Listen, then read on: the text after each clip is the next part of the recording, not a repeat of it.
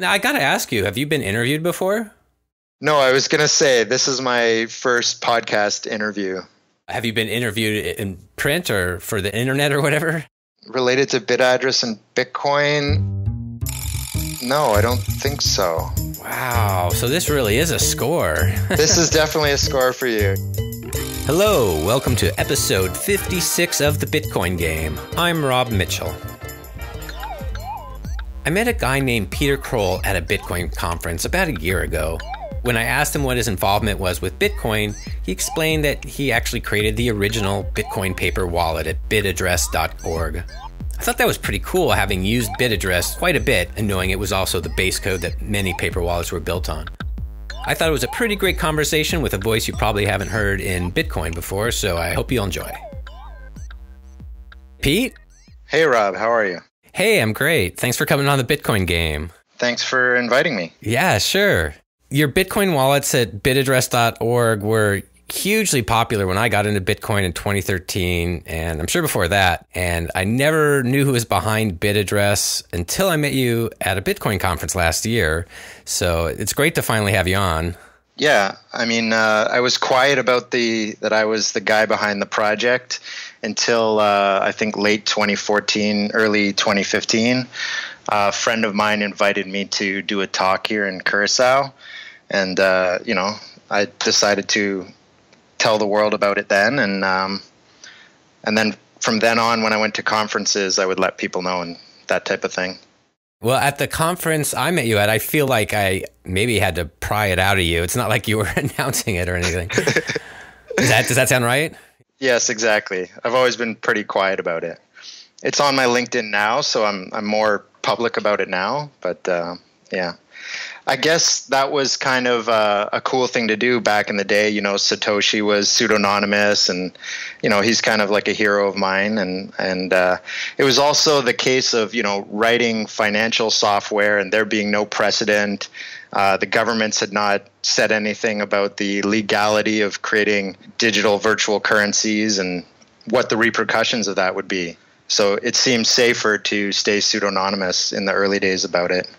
Oh, yeah. And I could see even if just someone felt like your software wronged them in some way, wasn't secure, or I don't know, they got hacked and they felt it was due to your software. Better people not to know, I guess. Well, I was worried that people would lose money, so I always tried to be careful. And, I got a lot of eyeballs on it and feedback in the early days, so it became really a secure piece of software really quickly after I launched it in the first few weeks. So I can kind of go back and share with you the story of how I got into Bitcoin and how I created BitAddress and why type of thing. I'd actually love to hear all that, but I'd love to even go back before. I'm always curious what people were doing when they were younger. Were you getting into computers really young, or what were your interests long before Bitcoin?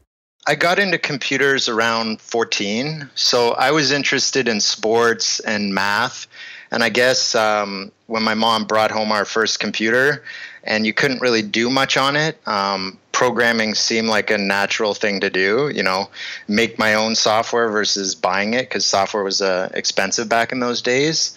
And I found a book on QBasic from a local computer game store, and that kind of sparked my interest in programming. So it started with QBasic, then Visual Basic, Java, and then I went to university for computer science and learned C, C++ there, those type of things. So I was building websites when I was a teenager. So the whole .com boom and internet thing was really interesting and exciting for me. But I was a teenager and then a university student at the time. So economically, there wasn't. I didn't grasp the opportunity of the .com bubble, so to speak.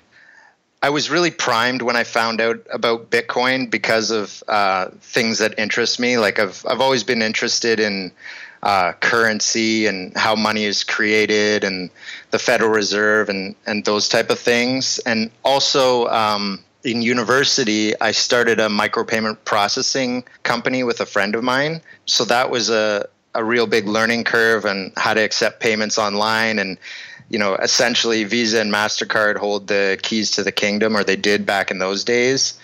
So I was acutely aware of all the challenges, to kind of do payments online. Can you tell me more about your micropayment business idea? That seems really hard or tricky or something. It was tricky. The idea was there was kind of this gap in the market below $1 where it wasn't really economically viable to charge for things online under $1 because of the 25 to 35 cents that you would pay with like PayPal or Visa or MasterCard. So what we did is we had people like prepay at least $5 onto their account with us, and then we would charge the merchants like a 15% fee, but that also meant that, they could take payments for 5 cents or 10 cents. Wow, really cool idea. What had happened to you to have you like thinking about creation of money and Federal Reserves and the need for this? That's a really deep question. I guess like lack of trust in the government money, and then kind of also a realization that the people in the middle of transactions tend to be the ones that are the most well off, And ironically, Bitcoin is the thing that removes the middleman. What had you thinking at that age that the middleman was making all the money? Well, I was entrepreneurial. I was trying to think of ideas to make money, and when you think about banks and they're charging interest, and then there's interest on government debt, and who's collecting that interest, and at the end of the day, it's the Federal Reserve. So there's kind of like a rake that happens with the middleman system. So that made me think the closer to the middle that I am, the more easy it'll be to earn money, so to speak. You definitely seemed ready for Bitcoin. So yeah, go on. How did you discover Bitcoin, if that's where you're to on your story?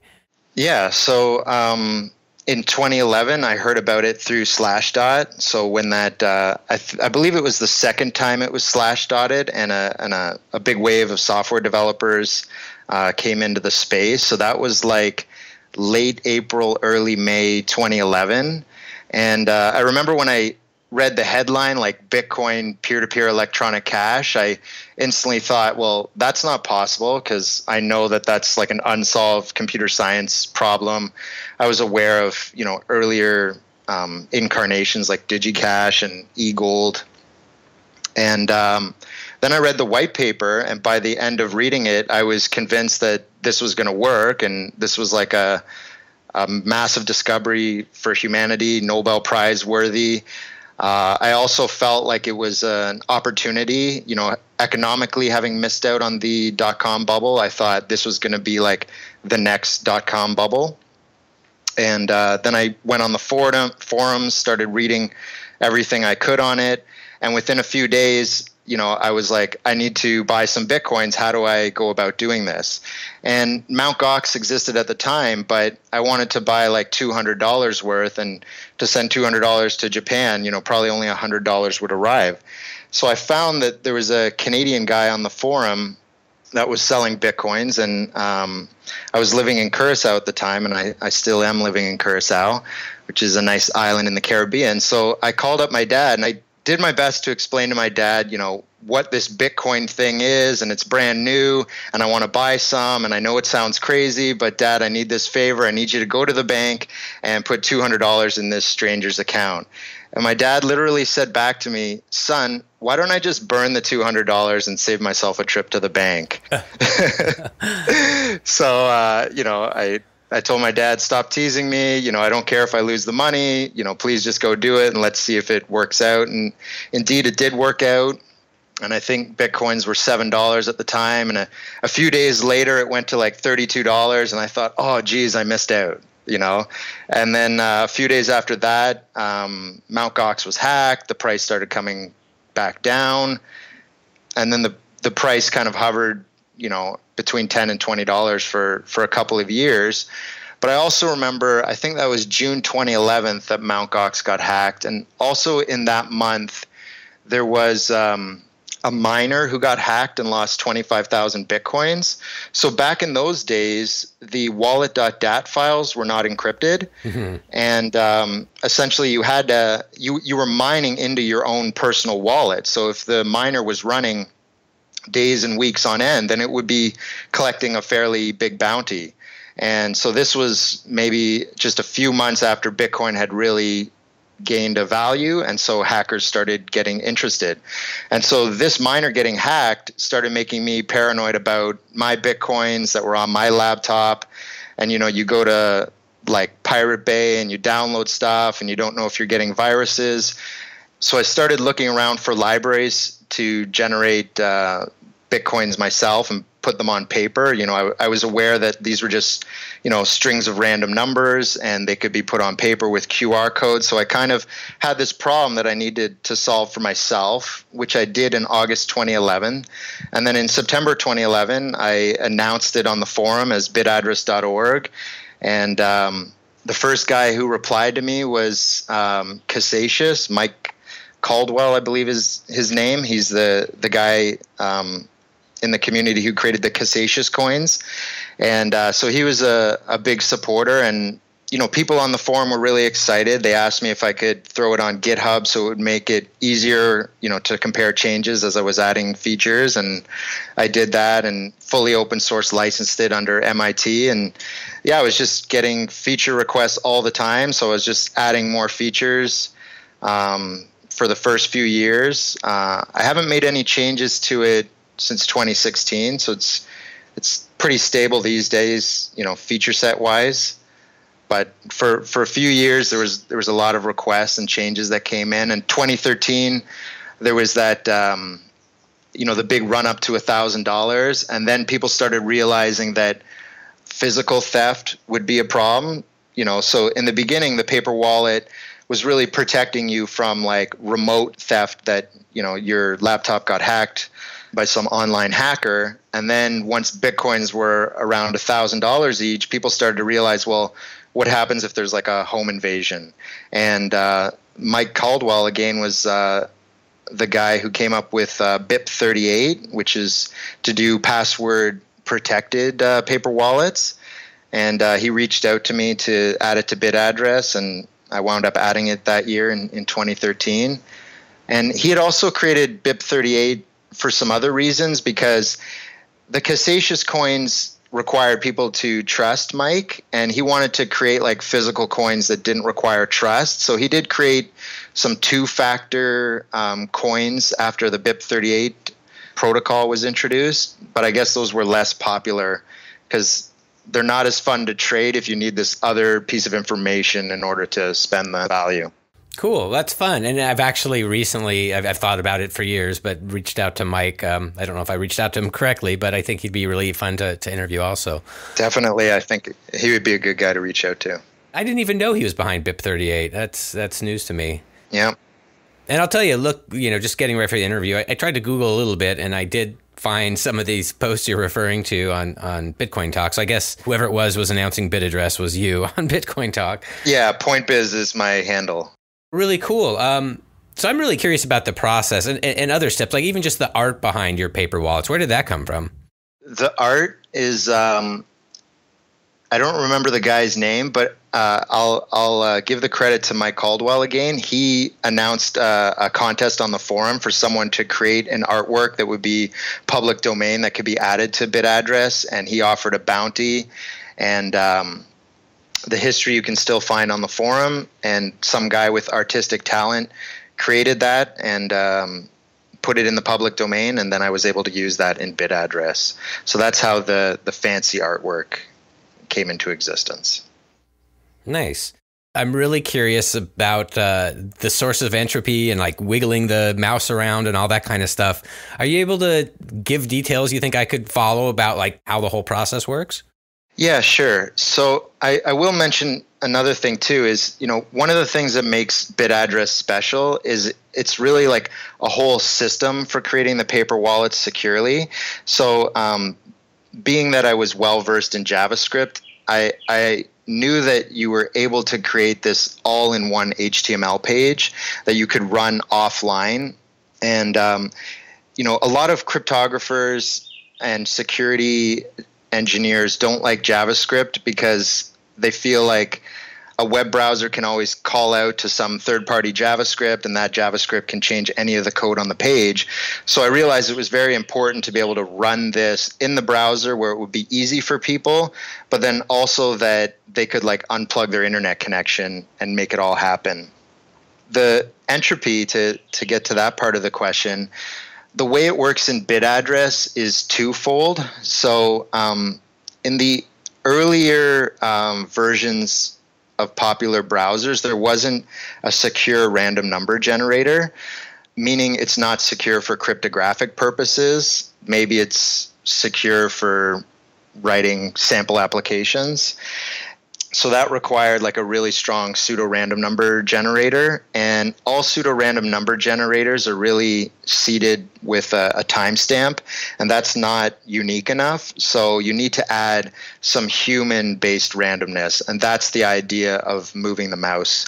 And then later, all the browsers did support a hardware-based secure random number generator. But with BitAddress, I decided to combine these two things as a best of both worlds. So you have the human randomness, and then you have the hardware randomness that comes from your operating system. Mm-hmm.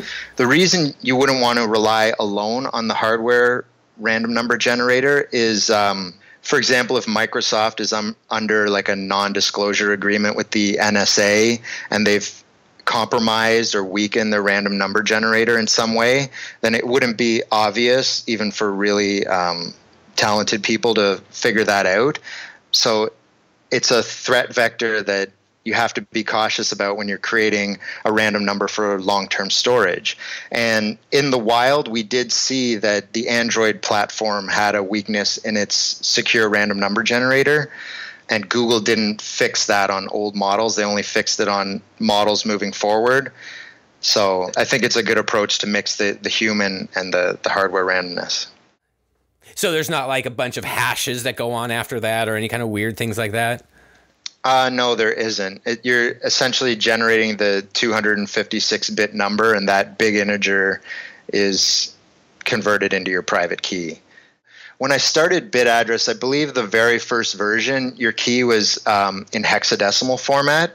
And then Peter Woolley, the core developer, he had created a BIP for what's called wallet import format. And that's to do it using the base 58, like Bitcoin addresses, and have a checksum. So before that, there wasn't like a checksum to make sure, I guess, that it was a valid address? Is that right? Yeah, exactly. So if you had mistyped something, there would be no way to detect that. Through the whole process of doing the wallets, was there anything like you envisioned it would go this way, and then as you got into it, it's like things ended up going a totally different way than you expected? I think Brain Wallets was a case of that. So I really tried to avoid having the concept of a brain wallet in bitaddress.org. And I had initially, people were requesting it because what they were doing at the time was generating their own entropy on the command line, like in Linux, and then just doing like a SHA-256 of that. And someone convinced me that he didn't want to do that because then that was leaving in his command line history, the secure data that he had hashed. Mm-hmm. So then I added it to the wallet details tab of BitAddress, and then more people were asking, so I made a tab called Brain Wallet. But brain wallets are not secure because people are not good at entropy, like coming up with randomness that other people can't guess. Mm-hmm. And so I put a warning on there. I never felt comfortable like it was perfectly sufficient, but I also kind of believe to create tools and let people be kind of in control of making mistakes or not making mistakes. Yeah, I mean, I've definitely heard that about brain wallets, and it makes sense. Recently, I became aware of something I guess it's, people have known about for a while, that there were some JavaScript libraries that weren't producing secure random numbers that was at some point part of the BitAddress code. Is that correct? Yeah, so one of the main libraries I used was called BitcoinJS from Stephen Thomas. I believe he works at Ripple now, but he was a well-known vocal guy in the early days, and he had created that library, and that library of his used another gentleman's library for the big integer math. and his name was Tom Wu. And I guess that was kind of an academic library that had not been put in the wild. And there was still some if statements related to like Netscape Navigator 4. And that code didn't use the get random values method. That's a newer, secure. Mm-hmm. So in the really early versions of BitAddress, there was that code, and there wasn't a guarantee that you would have like 90 bits of entropy. Mm-hmm. So it was version 2.7 that I started making the entropy improvements, and by 2.8, all of the extra entropy improvements were added to BitAddress. You know, how much of an issue it was for security still is an open question. Mm-hmm. I think I'm too biased to give the authoritative answer, you know, on that. Give your biased answer then, though. We'll know it's biased, but what do you think? I think I never put a warning out there like people need to make new addresses, because the process of making new addresses and moving Bitcoins, you know, could lead people to make mistakes. So the odds that someone would brute force the private key, I thought was really low, you know. But if, you know, 15 years from now, people maybe don't want to have wallets from those earlier versions of BitAddress, assuming that someone is grinding through all the entropy and trying to guess those private keys. You put your fingers on the issues I think about too. It's like trying to move all your coins, and then, you know, what if, you know, you make some mistake like you said, and then there's all the forks that you have to deal with nowadays too, or think about. With the manually generated entropy with a mouse, how would you feel about that being the sole source of entropy? I would feel totally fine with it. Really? Okay, that's interesting to know. Yeah, because essentially there's about 40 bits of entropy that comes from the uniqueness in your browser. So the timestamp, the specific metadata that your browser can like feed into the web page. And then on top of that, there's the grid of your screen, right? So that might be 1600 by 900. And then so each time you pick a random pixel out of that 1600 by 900, you're getting like a couple bits of entropy. So if there's a bare minimum mouse points that are randomly taken, then you get to that threshold of the 2 to the 90 bits of entropy, which other cryptographers, you know, say that that's kind of a safety threshold. Is that something easy to explain, like how the sampling works, where, when, or how it picks the points when you're moving your cursor around? Yeah, it tries to leave a random time gap between each pixel that it's picking when you're randomly moving, mm-hmm. so that it's not necessarily picking pixels that are near each other. And there's a random amount of pixels that will be taken. So sometimes it's you're moving the mouse a bit longer or a bit shorter. Mm-hmm. So the amount of pixels is random. The seconds between each pixel is random. And then I make sure that there's a base number of pixel samplings that add up to the base 2 to the 90. So let's say if each pixel is 2 bits, you know, then you have to have enough to add up to 90. And it seems like when you're not moving the cursor, it's not sampling. Exactly. Cool. It's you know, basic stuff, but I don't know. It seems fascinating to me how that exactly works. Yeah. So even though I'm comfortable with just the human entropy, the reason to XOR it with the machine hardware entropy is that people by their nature are like pattern recognition machines. So even if you're trying to move the mouse randomly, maybe you're not fully doing it randomly, and maybe 20 years from now, some guy writes a PhD paper on when someone's asked to move a mouse randomly, they do it in right concentric circles more than they do it in left concentric circles, and therefore it's biased, and then someone finds a shortcut to brute forcing because of that insight, let's say. Gotcha. Has anyone ever tried to critique the movement of the mouse as not a good source of entropy? So I got critiques before I had all that. And so, you know, there's been half a dozen guys that have contributed knowledge on issues on the GitHub project, also contributed code, and I just did the code review of it, and they created the tabs, like the split wallet tab or the vanity wallet tab.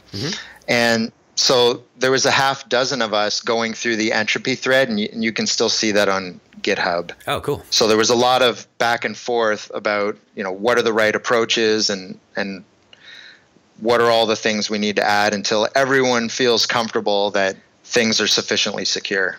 So things I think about sometimes, I'm wondering if I'm creating paper wallets, like is my computer creating a spool file that sticks around, or, just all whatever kinds of mistakes or hacks or things. Do you have any thoughts about that, or what you think are the risks or mistakes with using paper wallets?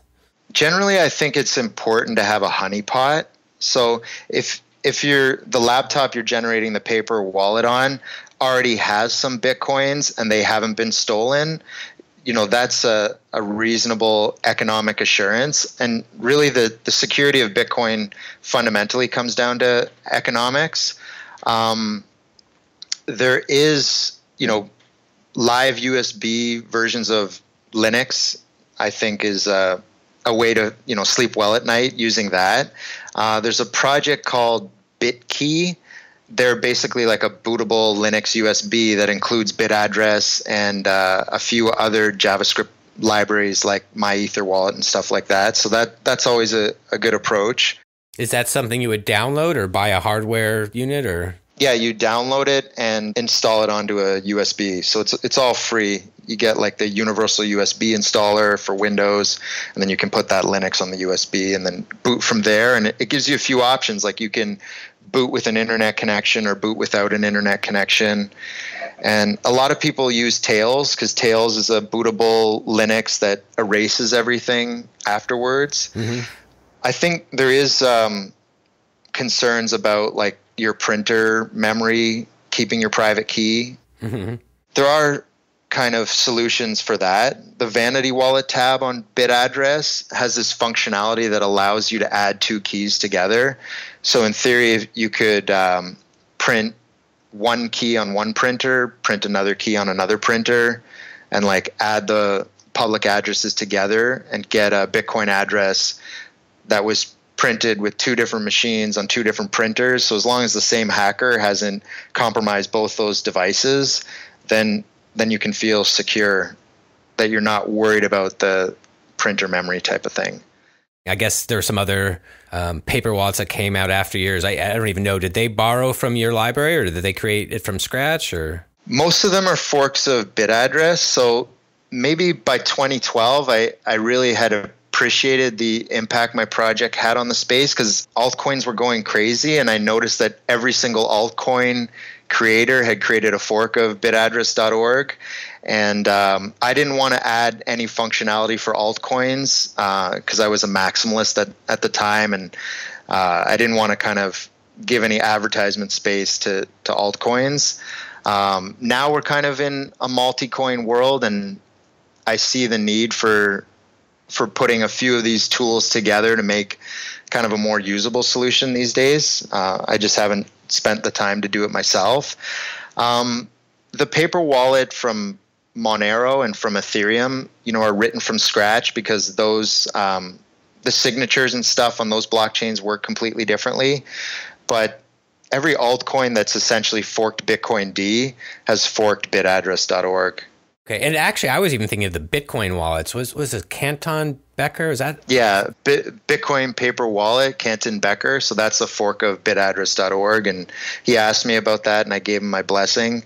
No one needs my blessing; it's MIT licensed software, but sometimes people ask, and I think his project is great.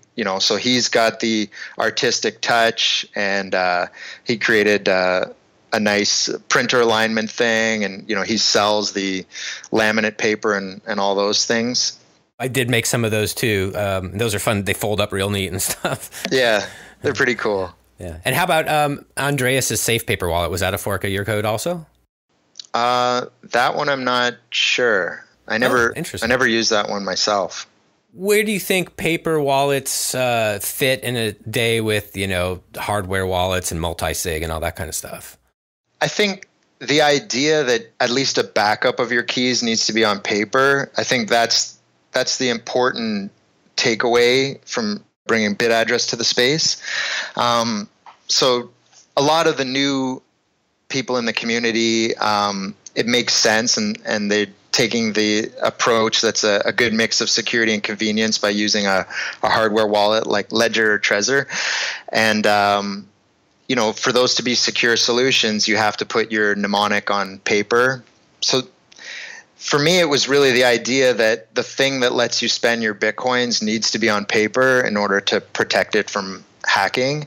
And I'm a big fan of hardware wallets and mnemonics.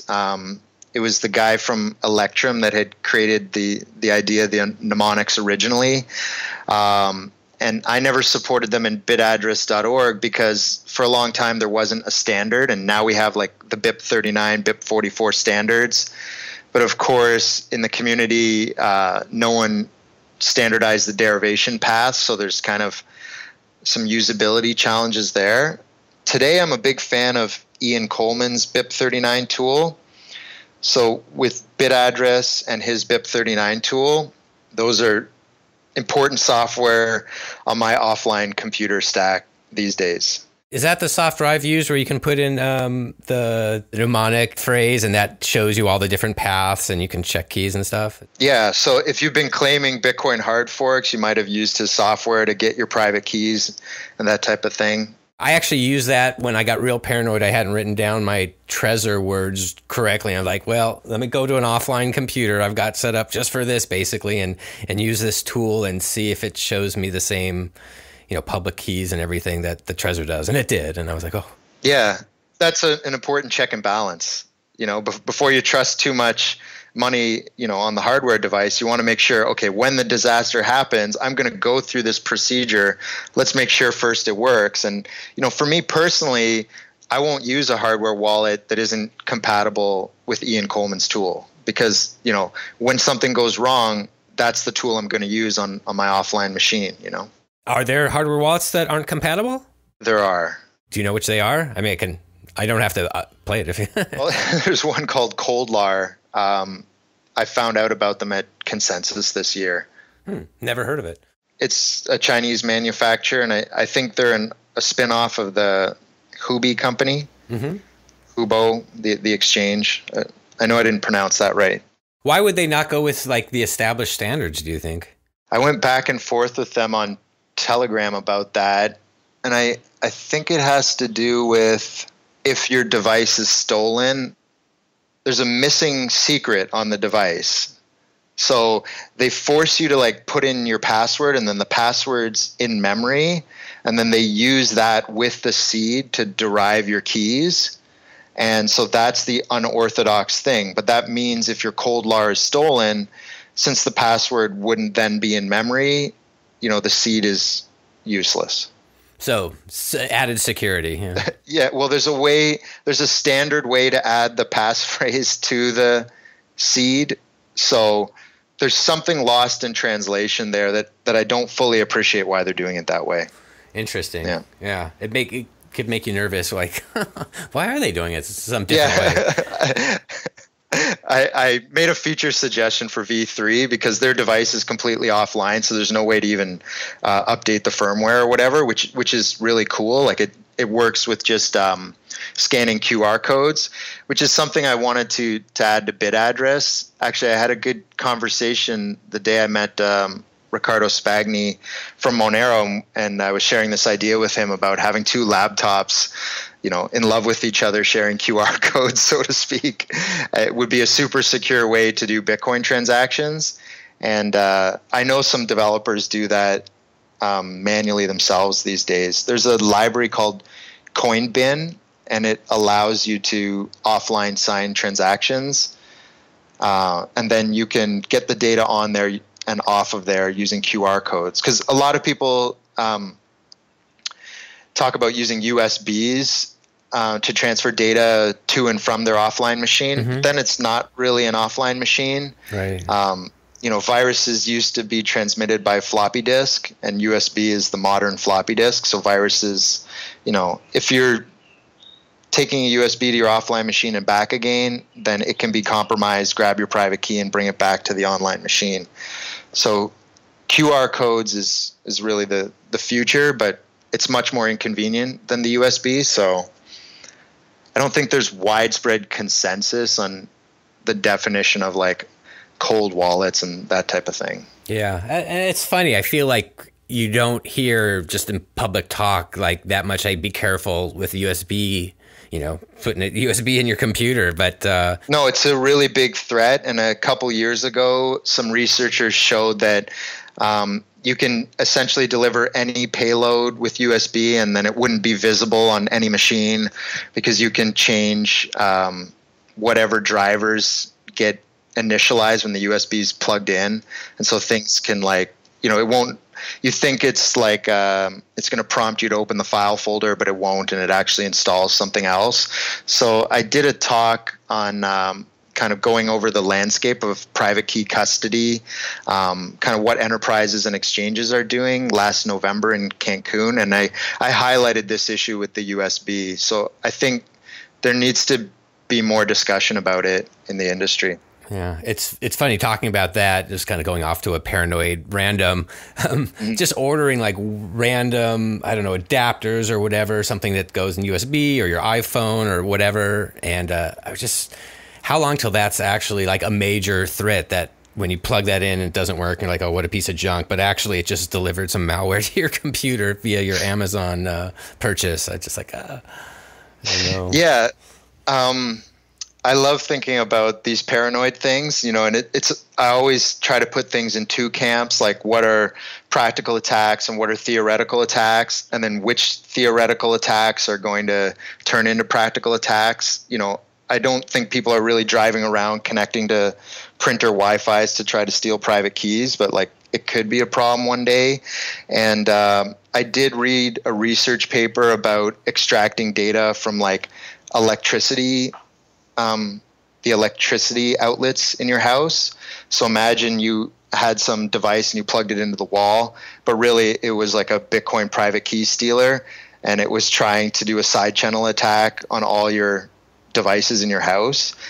I think we're quite a ways off from that. The current black swan thing that I worry about is the random number generators on hardware wallets. Mm-hmm. I think some of the hardware wallet manufacturers have a pretty large percentage of the market. And Estonia has these secure elements in their e-citizenship cards. Right. Like the physical identity card that's the size of a credit card that fits in your wallet. And 10 years after they had issued these, a researcher found a flaw in the random number generator of that secure element. So the private keys of all the 750,000 cards that were issued are now vulnerable.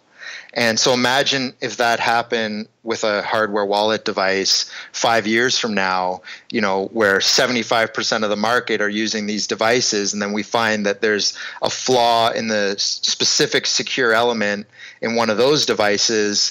And by the time we find out, it'll probably be too late, because it might not be like a white hat researcher, it could be a black hat, and then they'll steal everyone's coins, by the time we find out about it. I appreciate you saying that, because those are the kind of thoughts I have, and I'll go around sometimes with people on Twitter or whatever, like, oh, I have everything on my Trezor, and like, wouldn't it be better maybe to have a few totally different types of way to store your cryptocurrency in case, and people just shoot me down. But so I'm glad to have a smart person like you, like kind of. I diversify myself. You can't put all your eggs in one basket. And there's very few people when you're getting into the hardware devices that can actually review or audit them. And then the random number generator on a secure element, there's non-disclosure agreements on there. And I don't think we're going to get good feedback on that. A quick message from our sponsor. BTC Inc. is excited to announce its conference, Distributed 2018. Distributed 2018 is the result of 3 industry leaders bridging the gap between the Eastern and Western blockchain initiatives and unlocking the power of a global decentralized ecosystem. The conference is the ideal space to meet and network with the people of today influencing tomorrow's technology. An opportunity to deepen your understanding of blockchain technology, gain strategic insights, and grow your network. Distributed is dedicated to bringing the best minds in blockchain together. For more information or to order tickets, visit 2018.distributed.com. That's 2018.distributed.com. The Bitcoin game is also sponsored by btckeychain.com, probably the most well-known Bitcoin keychains in the world. Get your own, just go to btckeychain.com. Cybersecurity didn't really become a thing until Bitcoin had a significant value, which was kind of 2011. So like getting hacked before Bitcoin was just being embarrassed. You know, you had to make some like academic argument that you had lost value, like, oh, there was bad news on CNN and the share value went down and blah, blah, blah, or our intellectual property was leaked and now our competitors get it and now we lost this value. But like with Bitcoin, it's black and white. Like you got hacked, the Bitcoins are gone, you're never going to get them back. You actually did lose value. You didn't just get, embarrassed. We'll see more and more sophisticated attack vectors. So, BitAddress got so popular. At one point, someone had created a browser plugin that swapped the address on the single wallet tab. And at least one person fell for this and lost a Bitcoin, back when Bitcoins were $20 or something. So, mobile wallets are pretty secure. For new people, I recommend them using a mobile wallet over a desktop wallet because the apps are isolated. But there's an attack vector, like you have malware, and all the apps on your mobile wallet have access to the clipboard. So if you're scanning an address to pay someone, the malware could just swap out the Bitcoin address. Right. So that's a problem people got paranoid about a few years back, and they made the BIP70 payment protocol, but not everyone's using that. Not every website uses that. So it's still an open issue, and I think this clipboard Bitcoin swapping attack will become bigger the more people that have crypto and like have it on their mobile wallet to spend. Let's say when the Lightning Network gets big, because I know there's a lot of crypto people that don't put any crypto on their mobile just because in real life, they're not in retail situations where they can use it. What have you been doing since creating BitAddress? Well, I created BitAddress in 2011, and as I had mentioned, I was solving a problem for myself, but I had the realization that, if people in the community kept getting hacked and losing their Bitcoins, that it was going to be hard for this ecosystem to grow. So by there being more security, this would help grow the value of Bitcoin.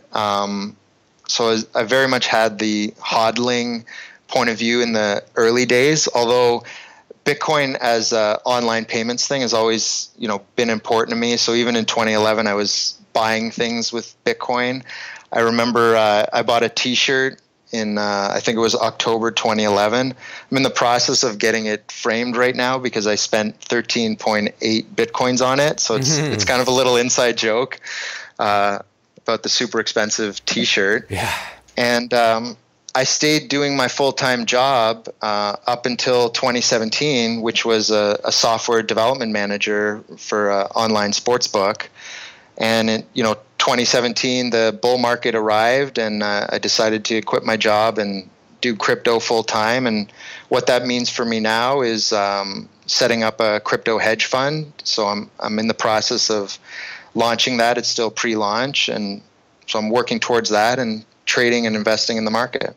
Tell me how that's going to work. What kind of is your plan? Well, in 2017, we saw this market signal, like institutional money finally was comfortable enough with crypto to make big moves and come into the space. But, with Ethereum exploding in 2017, navigating the market became much more difficult. It wasn't really just buy and hold Bitcoin or buy and hold Bitcoin and Ethereum. It became like you have to evaluate all these different projects.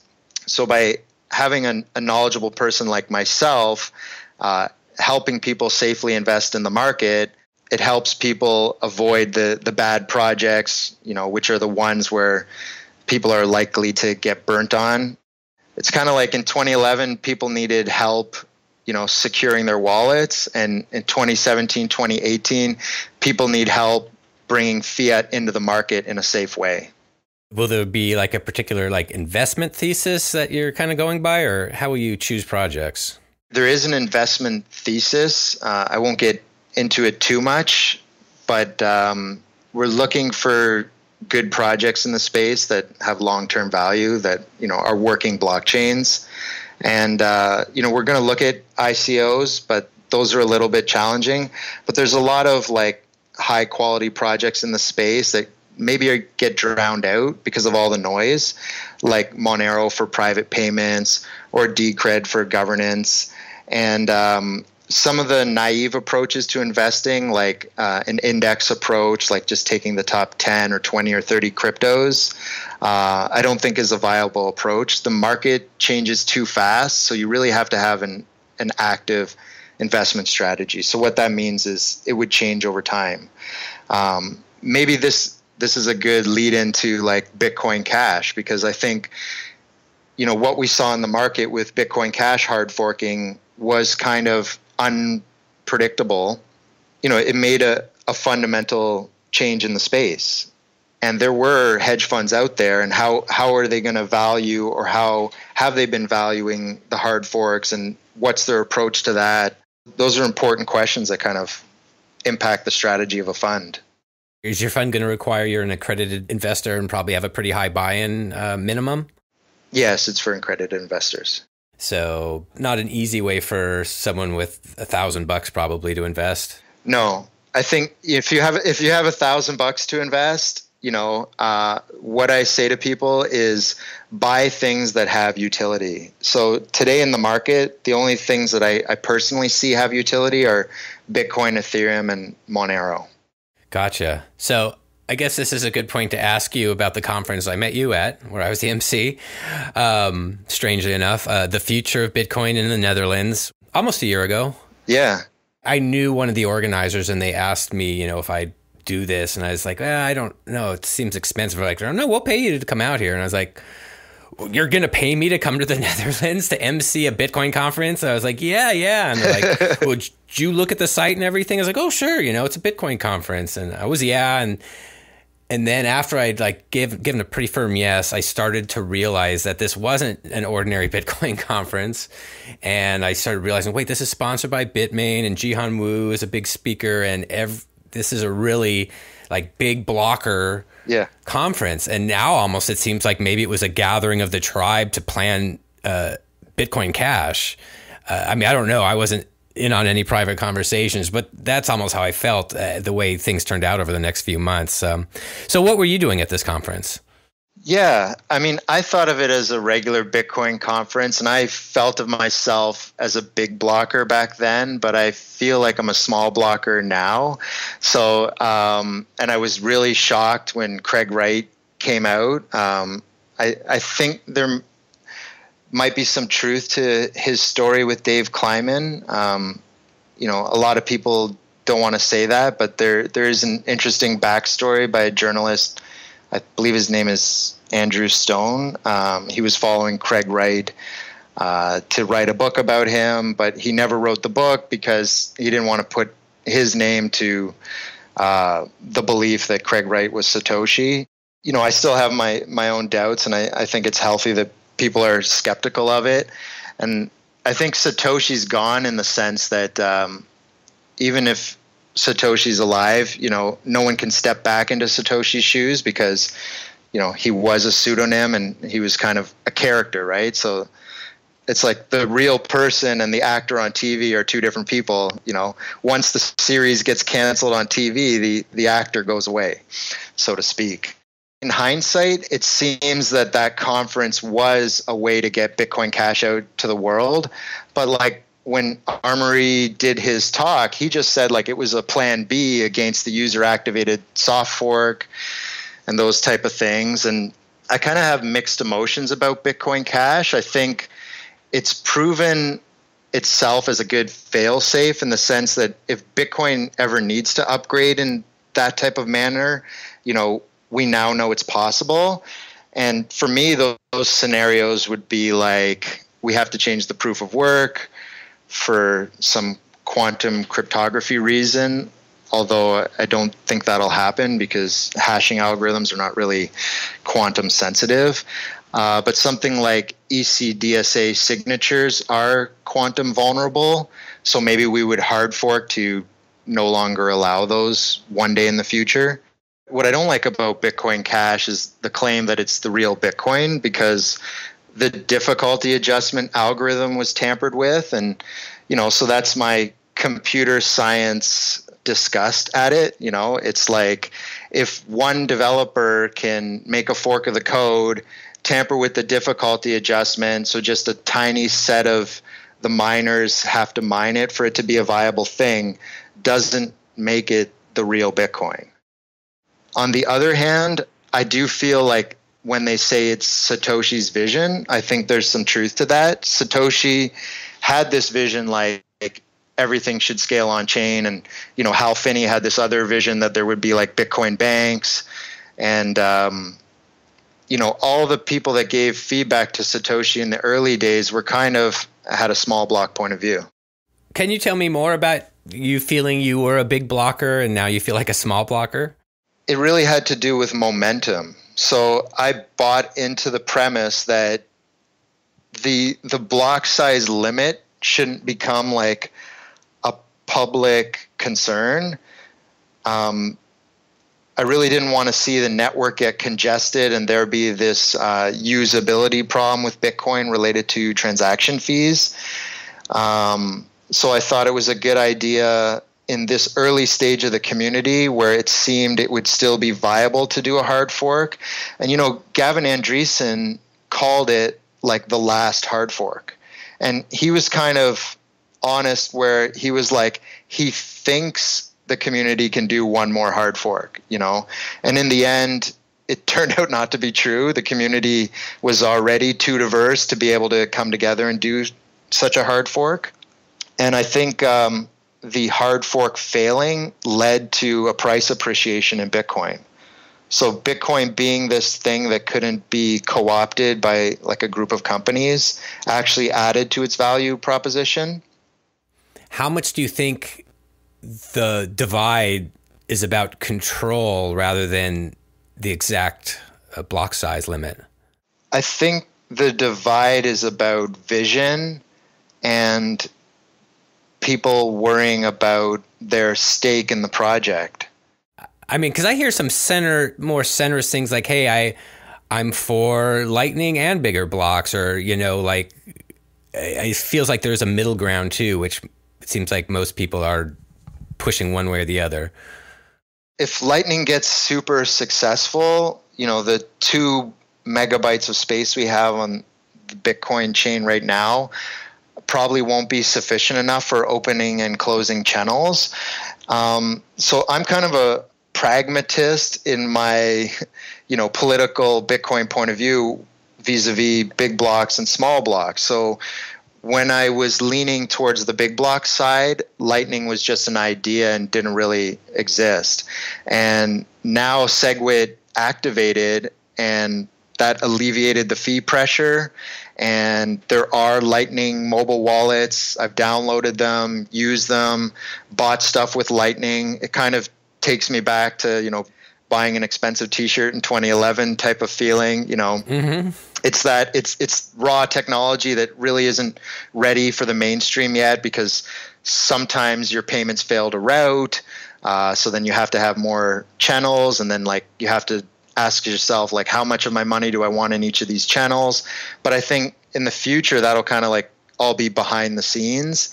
And even if Bitcoin never upgrades, there's cross-chain atomic swaps between Bitcoin and Litecoin and Decred. So in theory, you could get 100 megabytes of block space, by just, say, having the top 5 Bitcoin-like cryptocurrencies in a Lightning Network ecosystem together. And I also think that there's a way to add more space to Bitcoin through what is referred to today as an evil soft fork. Okay, go on. The evil soft fork is the idea of like the main chain would just have a Coinbase transaction, and that would point to another Merkle tree that would be in an extension block, and all the transactions would be there. So all your full nodes and SPV clients would still follow the chain of headers, and then they would see that their transactions are not confirming and then realize that they need to upgrade. So Bram Cohen, the BitTorrent inventor, he had a talk where he referred to, instead of soft forks and hard forks, as like backwards compatible and backwards incompatible. And I think it would be beneficial if we started using those terms in the space, because like the technical reality is things don't fit neatly into this soft fork or hard fork basket, like when you get into the details. That sounds, I guess, more intuitive.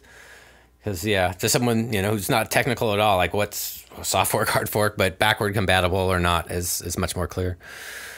Cool. Wow. I feel like I could talk to you forever about stuff. You have so many opinions and obviously insights, being involved in the space and coding in the space for so long. And it is interesting with the extremes of, like Luke Dash Jr. suggesting, smaller blocks. And then we've got Craig Wright saying, SegWit coin is crap and, no Lightning on Bitcoin Cash and everything. Such extremes. I guess you are somewhere in the middle of those kind of extremes. I'm definitely in the middle. I always felt in the middle. And I felt like when all the big blockers decided to quote unquote fork off, I felt lonely, because I'm like, I'm not willing to take that jump into the Bitcoin Cash is Bitcoin world. So instead I kind of took some steps back and rethought through the small blocker arguments and sympathized with them, because I think it's important to control the growth. Like what we're seeing, Ethereum had the other point of view, right? And they have like 1 terabyte blocks, and your technical people in the community are not even running full nodes, right? So like I have a full node in my house, but like it's running on an ARM processor, and even the hardware for that Bitcoin full node is struggling to keep up with the chain. But for $350, I can get a new hardware device and it'll keep up with the chain for years to come, because we know the growth is fixed at the SegWit weight limit. Oh, that's an interesting thought, yeah. What really made me a big blocker as well is it goes back to the bit address thing of not wanting to give like air space to altcoins. So the maximalist point of view that, what I realized is that SegWit and Lightning wouldn't come fast enough to stop the economy solving this for themselves, which means the retail wallets and mobile wallets became multi-coin wallets, like we see with Exodus and Coinomi. So if Bitcoin had just been able to like bump its limit up to 20 megabytes, which kind of would have taken us, let's say, a decade into the future, I don't think altcoins would be as big of a thing. Ethereum probably would have still done well, but not all the Bitcoin forks. So you're kind of going with Roger Ver's view, pointing at the Bitcoin dominance chart and saying, like, here's where our full blocks were. You kind of subscribe to that a bit? In the beginning, I subscribed to that when Roger was first saying it, but I no longer subscribe to that, because what we have now are like asset-backed tokens, or essentially securities, the ERC-20s on top of Ethereum. So Bitcoin is essentially like a base money. So if we think about the US dollar fiat, like M0, or the base physical money plus the reserves at the Federal Reserve, is like $4 trillion. But then there's like thousands of trillions of dollars of derivatives and assets listed in USD. So all these tokens are kind of listed in Bitcoin value. So over time, I think Bitcoin's dominance is going to shrink, but it's not a concern. Like it's a healthy rebalancing of the dominance. Sure. I've just looked at it through my own lens of my own decisions on buying altcoins or whatever. And, I know for me, it's just been pure like, oh, speculation. Maybe this one will explode like Ethereum did. So why not put $100 or, like Fluffy Pony says he buys $200 of every scam or whatever. But Yeah. but my mentality before, there became so many alts that it's just white noise to me now. But I also think that the dominance is manipulated by CoinMarketCap. So there's like 3,000 coins listed there, and they have a switch that they flip for each one of those tokens. So the more tokens they flip on the market cap calculation for, the lower Bitcoin's dominance goes down. Then they can turn it off, delist coins, and then the dominance goes up. And most like the long tail of assets are illiquid, and the most liquid ones are like Bitcoin and Ethereum and, a few other ones. So I really see it as, it's Bitcoin and Ethereum are the most dominant, so Bitcoin's not really 40% dominance to me. Maybe it's 60% and Ethereum is 30% and then everything else is 10. But by capping the block size, then Counterparty kind of failed as a protocol in favor of ERC20.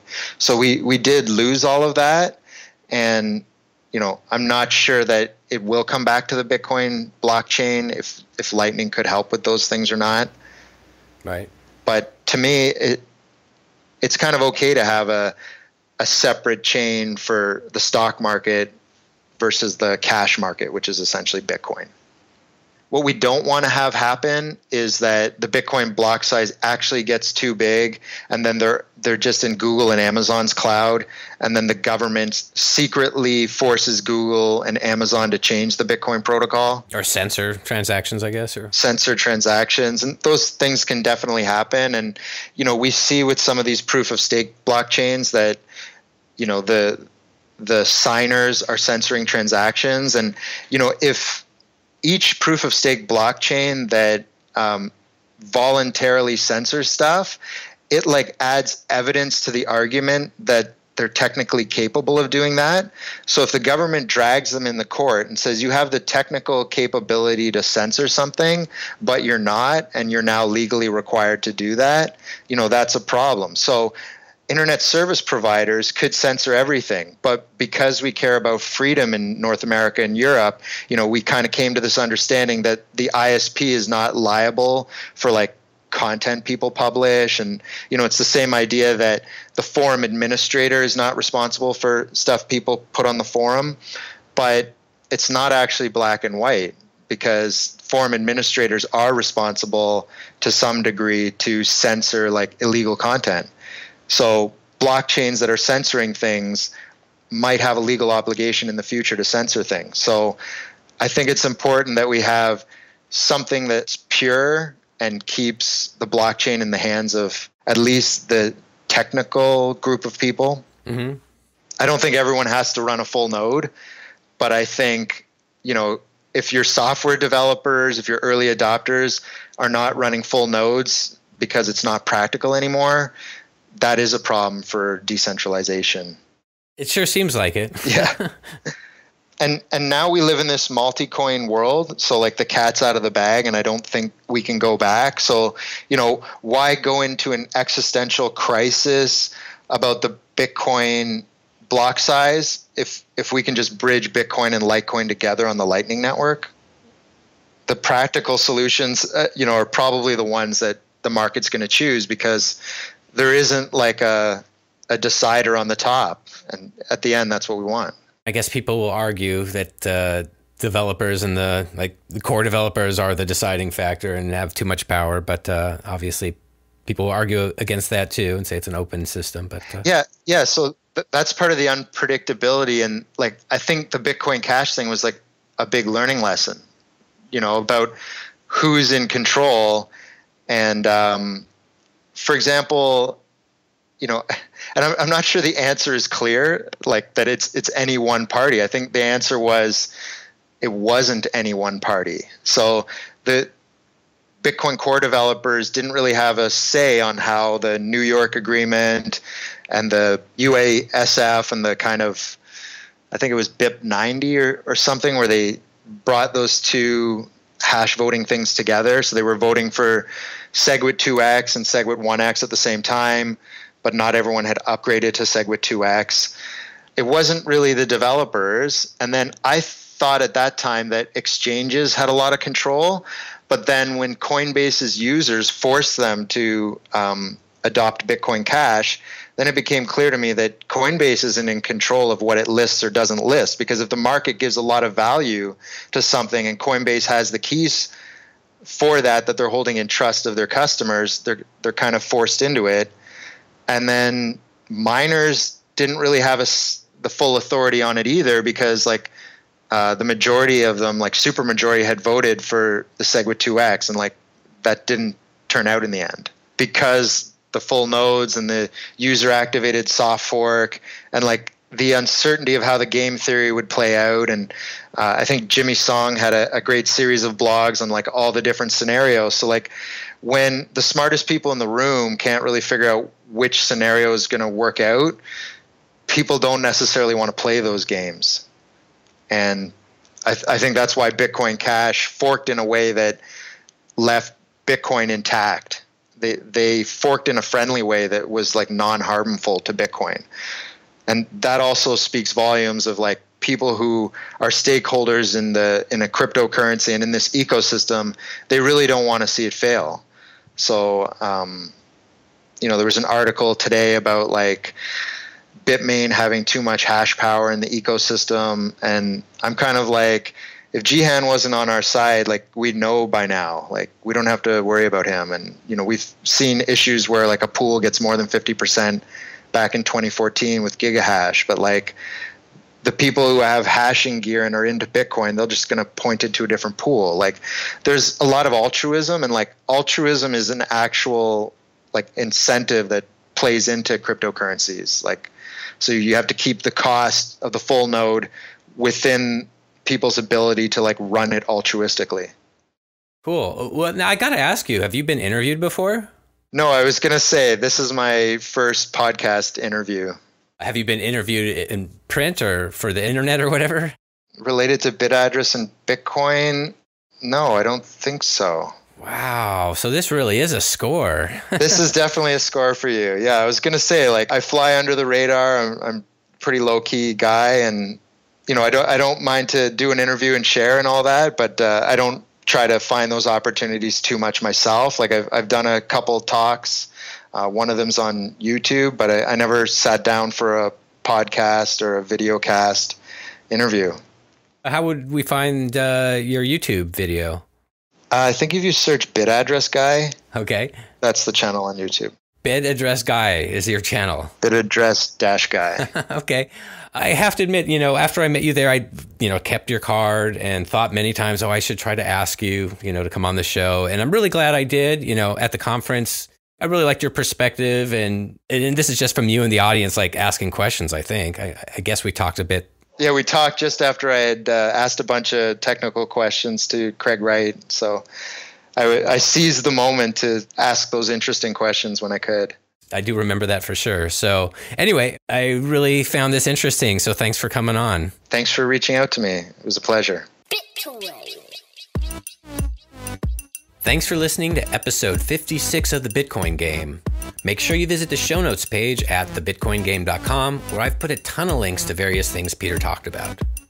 After the interview, I looked at the BitAddress.org changelog, and unfortunately, it seems like I made quite a few paper wallets for friends, family, and myself during a period when one of the sources of Entropy was questionable.